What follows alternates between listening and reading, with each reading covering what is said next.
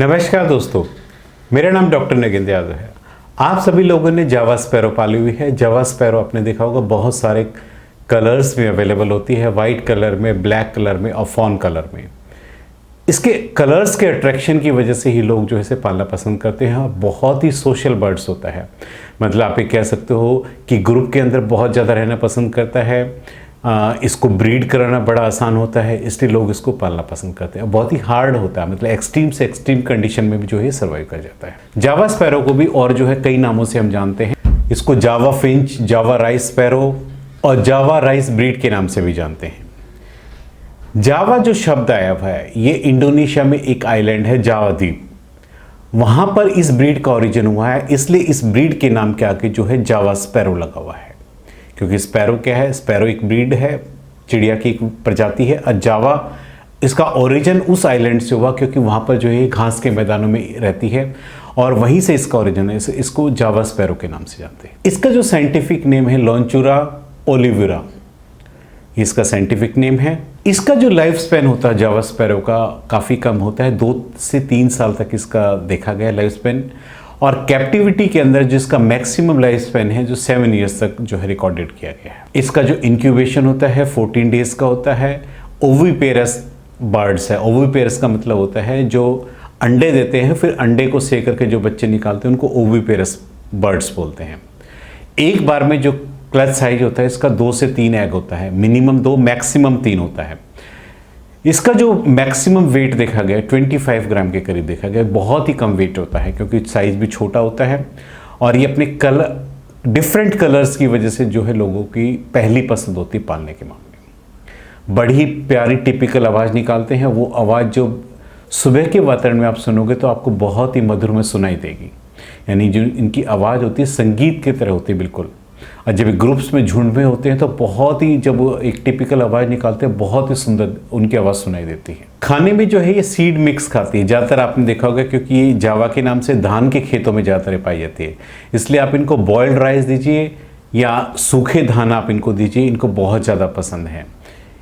तो ये इनकी मेन डाइट होती है। इसके अलावा ये जो धान के खेतों में जो है कीड़े भी खाती हैं, क्योंकि कीड़े जो क्या होते हैं प्रोटीन का सोर्स होते हैं, इसलिए अपनी प्रोटीन की रिक्वायरमेंट कीड़े खा करके भी करती है। अब घरों के अंदर भी जो है आप इनको ऐसे प्रोटीन के तौर पर वॉर्म्स दे सकते हो, लाइव वॉर्म भी दे सकते हो, डेड वॉर्म्स भी दे सकते हो, ताकि इनकी प्रोटीन की रिक्वायरमेंट पूरी होती रहे।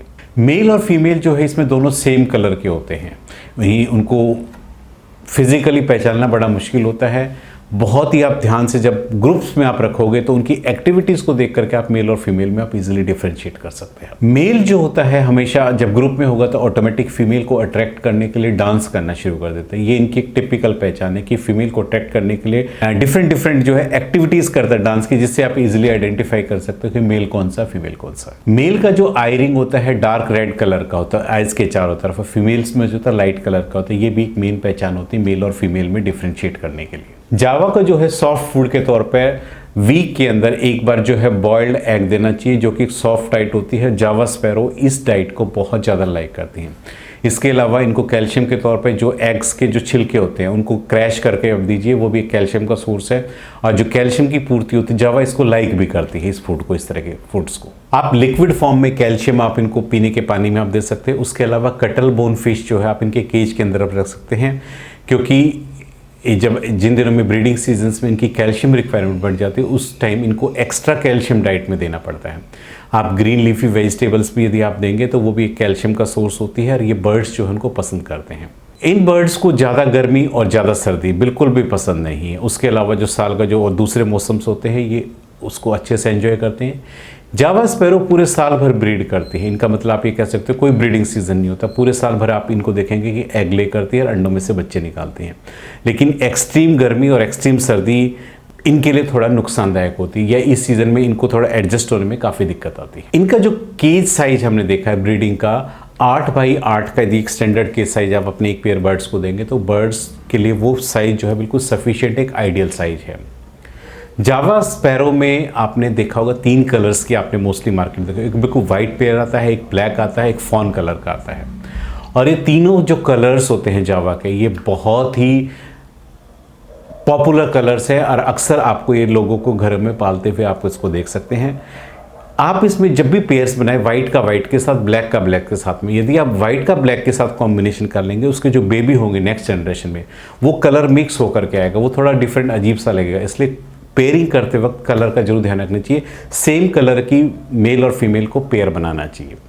डिफरेंट कलर में बच्चे तो हो जाएंगे, लेकिन उनके जो कलर कॉम्बिनेशन है वो देखने में अच्छा नहीं लगता, इसलिए डिफरेंट कलर्स का आप कॉम्बिनेशन ना बनाएं ब्रीडिंग के लिए। जावा स्पैरो जो है श्रीलंका के अंदर भी पाई जाती है, इंडोनेशिया के बाली द्वीप पे भी ये पाई जाती हैं, और जमैका एक जगह है वहाँ पर भी पाई जाती है। वहाँ की भी जो है नेटिव बर्ड्स है। तो आप ये कह सकते हो ये वर्ल्ड के अंदर काफ़ी कंट्रीज़ में जो है इसका ओरिजिन है वो, या वहाँ का ये नेटिव बर्ड्स है और ईजिली वहाँ पे ग्रो करता है, क्योंकि वहाँ पर जो है जिन जिन जगह पे इसकी धान की ज़्यादा फसल बोई जाती है, क्योंकि इसका जो मेन अट्रैक्शन होता है जहाँ पे भी धान की खेती होती है उस जगह पे, क्योंकि इनको धान खाना ज़्यादा पसंद होता है, कच्चे धान, तो ये उस एरिया में इनकी जो पॉपुलेशन होती है अक्सर बहुत ज़्यादा होती है। ये बहुत ही सोशल बर्ड्स होते हैं। आप इनको दूसरी फिंचेस के साथ सेम केजेस में रखते हैं, ये कोई डिस्टर्बेंस क्रिएट नहीं करते, और दूसरी बर्ड्स के साथ भी एक ग्रुप में रहते हुए भी ईजिली ब्रीड कर जाते हैं। इसलिए इनको हम सोशल बर्ड्स कह सकते हैं कि बिना किसी को डिस्टर्ब के ईजिली ब्रीड कर जाती हैं।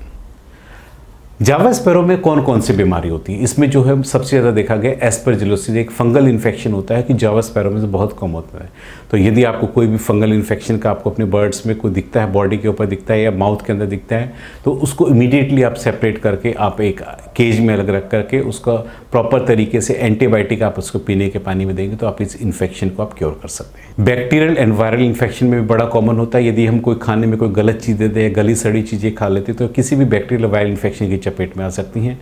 उन सबको प्रिवेंशन करने के लिए हमारे पास एंटीबायोटिक्स अवेलेबल हैं। जैसे ही आपको बर्ड्स लगता है कि कोने में फूल करके कोने में जा करके बैठ के उसने खाना पीना छोड़ दिया है, या ग्रीनिश वाटरी कलर की डायरिया कर दे, तो कोई ना कोई बैक्टीरियल की चपेट में होता है, तो आपको तुरंत उसको टेट्रासाइक्लिन पाउडर या एंटीबायोटिक पे जो है एंड्रोसिनोल सोल्यूशन, लिक्सिन पाउडर आप पीने के पानी में दे दीजिए। इस बैक्टीरियल वायरल इन्फेक्शन को आप तुरंत 2 से 3 दिन आप देने के बाद आप इसको कंट्रोल कर सकते हैं। पोलियोमा वायरल डिजीज जो है इनमें जावा में बड़ी कॉमन होती है, और उसमें भी जो सिम्टम्स होते हैं अन्य जो वायरल डिजीज होते हैं सेम होते हैं। इसलिए क्योंकि वायरल डिजीज जितनी भी होती है उसमें हम प्रिवेंशन के तौर पर होने के बाद, क्योंकि वायरल डिजीज का ट्रीटमेंट केवल वैक्सीनेशन है, और प्रिवेंशन के तौर पर होने के बाद हम उसको अच्छी हेल्दी न्यूट्रिशन डाइट और सेकेंडरी बैक्टीरियल इन्फेक्शन को रोकने के लिए एंटीबायोटिक पीने के लिए दे सकते हैं। इस प्रकार हम बर्ड्स की जो जितनी भी वायरल या बैक्टीरियल डिजीज हमको कंट्रोल कर सकते हैं। आज मैंने आपको इस वीडियो के माध्यम से जावा स्पैरो के ब्रीडिंग के बारे में, उसके क्लच साइज के बारे में आपको पूरी नॉलेज दी है, उसको खाने में क्या देना है, किस एनवायरनमेंट में रहना पसंद करती हैं। उम्मीद करता हूं कि आपको मेरा वीडियो पसंद आया होगा। यदि आपको मेरा वीडियो पसंद आया तो प्लीज़ मेरे चैनल को सब्सक्राइब कीजिए। इसके अलावा आप सबसे रिक्वेस्ट है कि हमारे यूट्यूब चैनल पर जा करके आप सबकी सुविधा के लिए ज्वाइनिंग का बटन ऑप्शन आ गया है, यानी आप हमें ज्वाइन करके आप हमारे चैनल के मेम्बर्स बन सकते हैं और हमसे कभी भी वीडियो कॉल के द्वारा अपनी प्रॉब्लम को सॉल्व कर सकते हैं। Thank you very much.